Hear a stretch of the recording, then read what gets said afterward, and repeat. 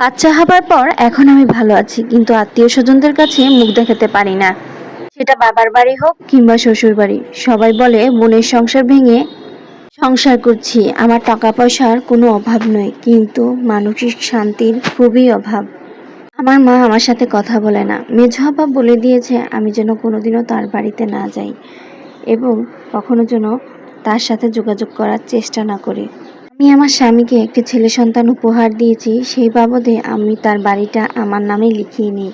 ইদানিং খেয়াল করছি আমার বাচ্চাটা যেন কোনো অন্য মানুষের কোনো জোরে শব্দ পারলে সেই শব্দের দিকে তাকাচ্ছে না, ভয় কাতরাচ্ছে না। আমার যেন কেন মনে অন্যরকম ভয় লাগছে, এবং কি বাচ্চাটা আমার কান্না করে না। ভাবলাম ডাক্তার দেখাই। ডাক্তারের কাছে নিয়ে যাওয়াতে ডাক্তার বলে বাচ্চাটা বোবা হবে। কথাটা আমার বিশ্বাস হয় না, তারপর আমি অনেক ডাক্তার দেখাই। সব ডাক্তাররাই বলে ও স্পেশাল চাইল্ড। কথাটা আবারও মেনে নিতে পারছিলাম না। অনেক হুজুর ঝাড়ফুঁক করাতেই থাকি, যেহেতু মা তো। আশেপাশে সবাই বলছিল এটা আমার বোনের অভিশাপ, কিন্তু আমি একদম বিশ্বাস করতে চাইছিলাম না। আল্লাহ না চাইলে কোনোটাই হয় না। হয়তোবা এটা ওর জন্মগত সমস্যা। যাই হোক, আমি দ্বিতীয় বাচ্চার জন্য আবার চেষ্টা করছিলাম। এদিকে দেখি আমার শিমুলের কাশির সাথে সাথে রক্ত যাচ্ছে। ঘটনাটা ঘটলো হঠাৎ করে। আমি যখন জানতে পারি তখন আমি ওকে ডাক্তার দেখাই। ডাক্তার বলল ওর নাকি পাকস্থলী ক্যান্সার হয়েছে। আমার জন্য খাড়ার উপর মাথায় আসমান ভেঙে পড়লো। এরই মধ্যে আমি দ্বিতীয়বারের মতো আবার কনসেপ্ট করি। চিকিৎসার জন্য দৌড়াতে দৌড়াতে তার কাছে ক্যাশ জাতীয় যা ছিল, গোছানো জমানো যা ছিল সবটাই শেষ করে ফেলে। অবশেষে তার একটা জমি বিক্রি করে ফেলে এই চিকিৎসার পিছনে।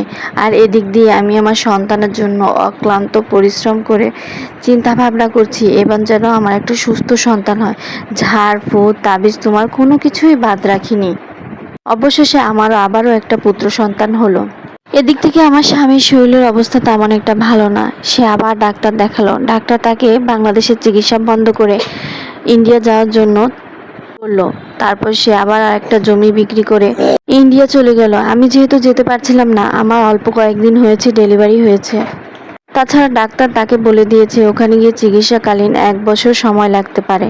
মাঝে মাঝে তার সাথে আমার ফোনে আলাপ হয়। এদিক থেকে সে ফোন দিল, বলল তার শরীরের অবস্থা তেমন একটা ভালো না, তার মাথার চুল সব নাকি পড়ে গেছে। এদিকে আমার বাসায় হাতে আর একটা পয়সাও নেই, সব খরচ হয়েছে। সে চলে আসবে এবং আমিও খুব কষ্টে দিনকাল কাটাচ্ছি। আর ওদিক থেকে আমার দ্বিতীয় সন্তানটাও স্পেশাল চাইল্ড হয়েছে।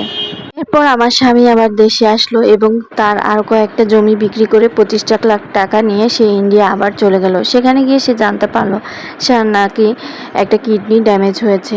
সে নতুন একটা কিডনি স্থাপন করতে সে 25 লক্ষ টাকা শেষ করে ফেললো এবং সে আবার দেশে ফিরল। প্রতিবেশী সবাই বলতে থাকতো সব সময় যে নাকি আমার বোনের অভিশাপে আমার সংসারের আজ এই অবস্থা এবং আমার সন্তানরাও কেউ সুস্থ না। সবাই এই কথা বললেও আমি কেন যেন বিশ্বাস করতে চাইতামও না। আর তারপর আমার হাজবেন্ড মারা গেল, আর অভাবে দিন কাটছিল আমার।